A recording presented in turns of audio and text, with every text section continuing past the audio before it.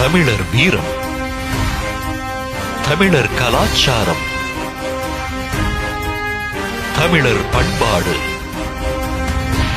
தமிழர் வணிகம் போற்றும் உலகத் தமிழர்களின் செய்திகளை உடனுக்குடன் வழங்கும்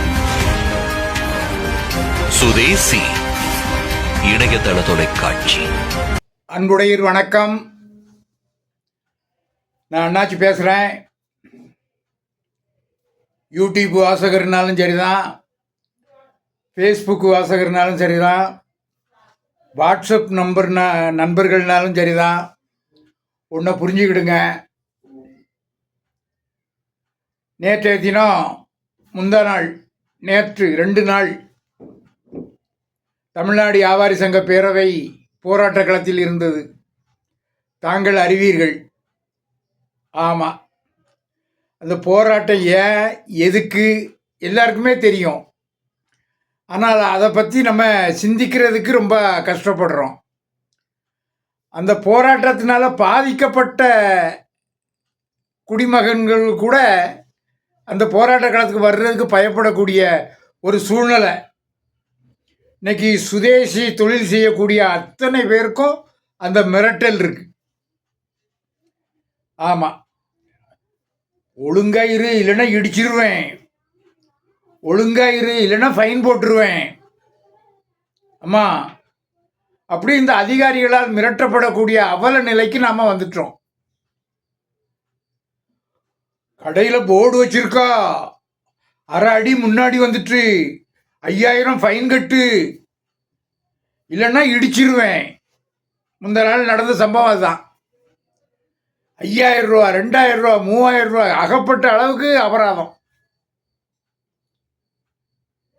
ஆனால் அதே நேரத்தில் எவ்வளவு ஆக்கிரமிப்பு இருக்குங்கிறதெல்லாம் யாரும் பார்க்கறது இல்லை.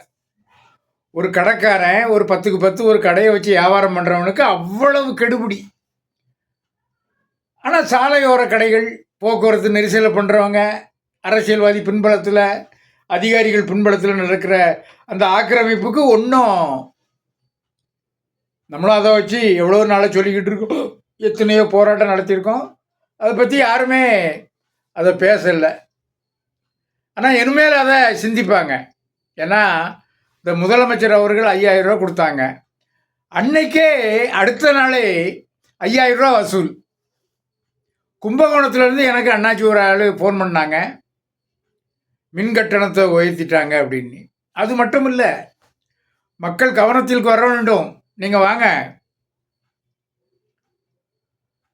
எத்தனை இலவசங்கள் சும்மா கொடுத்துட முடியாது. நீங்கள் கொடுத்தா நாங்கள் கொடுப்போம். அதானே, அதான் யதார்த்தம். நீங்கள் கொடுத்தா உங்ககிட்ட வாங்கி நாங்கள் கொடுப்போம். மின் கட்டணம் உயரும், தண்ணீர் வரி உயரும், சொத்து வரி உயரும், கணக்கு வழக்கு இல்லாமல் உயரும். ஆனால் நீங்கள் ஒரு சிலருக்கு கொடுக்குறீங்க.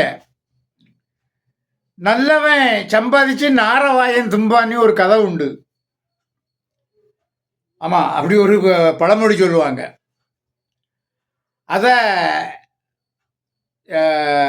அரசு பின்பற்றுதா என்னன்னு தெரியல, ஆனால் அப்படி ஒரு பழமொழி உண்டு. இப்போ இலவசம் எல்லாருக்குமா கொடுத்துட்றாங்க.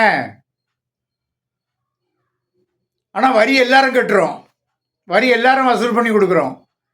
ஆனால் இலவசம் எல்லாருக்கும் கிடைக்குதா? இல்லை. அதுக்கு ஒரு அளவுகோல் வச்சுருக்காங்க. எத்தனை மாடி வீடு இருந்தாலும் சரி, எத்தனை கார் இருந்தாலும் சரி அவங்களுக்கு கிடைக்கும். எத்தனை வசதி இல்லாமல் வாடகை வீட்டில் இருந்தால் கூட நியாயமாக மனு தாக்கல் பண்ணவங்களுக்கு அந்த இலவசங்கள்லாம் கிடைக்காது. அப்படி ஒரு போக்கில் அரசு இருக்குது. சுயதொழில் செய்யக்கூடியவங்கெல்லாம் இன்னைக்கு பயந்து போயிருக்காங்க. ஒரு பக்கம் அந்த ஆன்லைன் தாக்கம், ஒரு பக்கம் ஆன்லைன் முதலீடு, ஒரு பக்கம் உள்நாட்டு முதலீடு, ஒரு நாள் அத்துமீறின முதலீடு, இருட்டு வணிகம், திருட்டு வணிகம், அத்தனையிலையும் நீச்சல் அடித்து மனசாட்சியோடு வணிகம் செய்யக்கூடியவங்களுக்கு அதிகாரிகள் ரூபத்தில் மிரட்டல் இருக்குது. அதில் நாம் ரொம்ப எச்சரிக்கையாக இருக்கணும், கவனமாக இருக்கணும், கொஞ்சம் சிந்திக்கணும். நடக்கின்ற போராட்டங்களும் மண்புழுவாகவே இருக்காதீங்க. கொஞ்சம் பூச்சியாக மாறக்கூடிய அளவுக்கு நீங்கள் வரணும். வந்தால் தான் அது கொஞ்சம் நல்லா இருக்கும். யாரோ பண்ணுறாங்க, யாரோ செய்கிறாங்க, யாரோ போராடுறாங்கன்னு நினைக்காதீங்க. உங்களுக்காக தான் போராட்ட களம், மக்களுக்காக தான் போராட்ட களம்.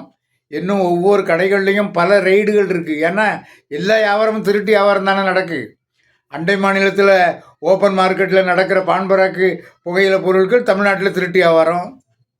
அண்டை மாநிலத்தில் நடக்கிற லாட்ரி சீட்டு வியாபாரம் தமிழ்நாட்டில் திருட்டு வியாபாரம். ஆனால் நடக்கு 10 ரூபாய்க்கு கிடைக்கிற பான்பராக்கு 100 ரூபாய்க்கு கிடைக்கி. அதனால் இதுகளெல்லாம் கவனிச்சுக்கிட்டு வாழ்க்கை பயந்து போய் வியாபாரம் பண்ணக்கூடியவங்கெல்லாம் தைரியமாக பண்ணுறாங்க. பயந்து அரசு அதிகாரிகளுக்கு காவல்துறைக்கெல்லாம் பயந்து போய் ஒரு கள்ளச்சாராயம் விற்பான், அப்போ பான்பராக்கு கீடாக்கு பண்ணி போத வஸ்துகள் என்னென்ன கிஞ்சான்னு விற்கிறவங்கெல்லாம் தைரியமாக விற்கிறாங்க தொழிலதிபருங்கிற போர்வையில். ஆனால் ஒரு 10க்கு 10 கடையில் வியாபாரம் பண்ணக்கூடிய சுதேசி வணிகம் பயந்து போய் வியாபாரம் பண்ண வேண்டியிருக்கு. எந்த அதிகாரி எப்போ போய் எதுக்கு பயன்படுறான்னே தெரியல. இந்த படத்தில் உள்ள நபர் பற்றிய உண்மையை நான் உங்ககிட்ட கொஞ்சம் சொல்லணும். இவர் சாதாரண மனிதர் கிடையாது. சின்ன வயசுல இருந்தே ரொம்ப கஷ்டப்பட்டு கடினமாக உழைத்து கொண்டிருக்கும் நல்ல மனசுகாரர். எந்த ஒரு கஷ்டம் வந்தாலும் இவர் நேர்மை விட்டு விலகியது கிடையாது. ஆனால் சில மனிதர்கள் தான் இவரோட நல்ல மனச காரணம் காட்டி இவர் ஏமாத்த நினைக்காங்க. இப்படிப்பட்ட நல்லவர்களால தான் உலகம் இன்னும் சுத்திட்டு இருக்கு. அதனால எல்லாரும் இவரை போல நல்லவராக இருந்தால் உலகத்துக்கு எந்த பிரச்சனையும் வராது.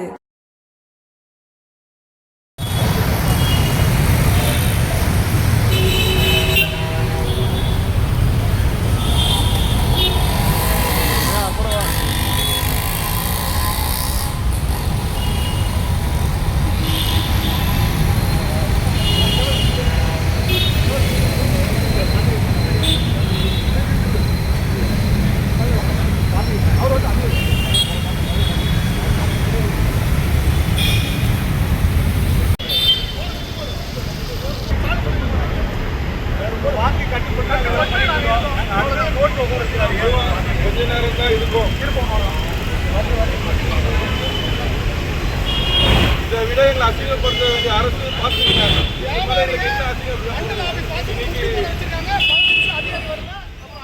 இந்த கஜானா ரொம்ப கூடிய இடத்துல வியாபாரி தான் இருக்கும். எங்களுக்கே இந்த நிலைமை தான் பார்த்துக்கலாம். மக்களே நாளைக்கு உங்களுக்கு தான் இந்த 5000 ரூபாய் எதுக்குன்னு தெரியல. நீங்க முட்டி போடுறதுக்கு தான் இந்த 5000 ரூபாய் கொடுத்துருக்காங்க. புரிஞ்சுக்குங்க. அதிகாரி வந்து பேசுறதுக்கு துப்பு இல்லாத அரசா வச்சிருக்கு இன்னைக்கு அதிகாரிகளை.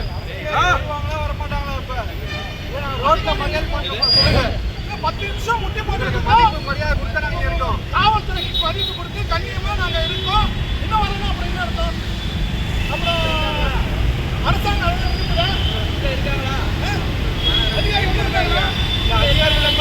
அதிகாரிகள் செய்யும் அதிகாரிகளை கைது செய்யும். அதிகாரி இருக்காங்களா? போட்டுமா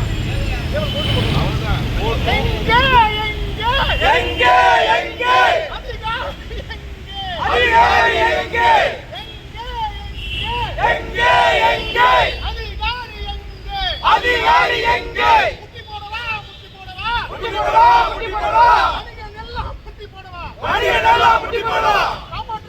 காப்பாற்றுங்கள். வணிக சமூகத்தை காப்பாற்றுங்கள். கேட்கவில்லையா? முதல்வர் அவர்களை கேட்கவில்லையா?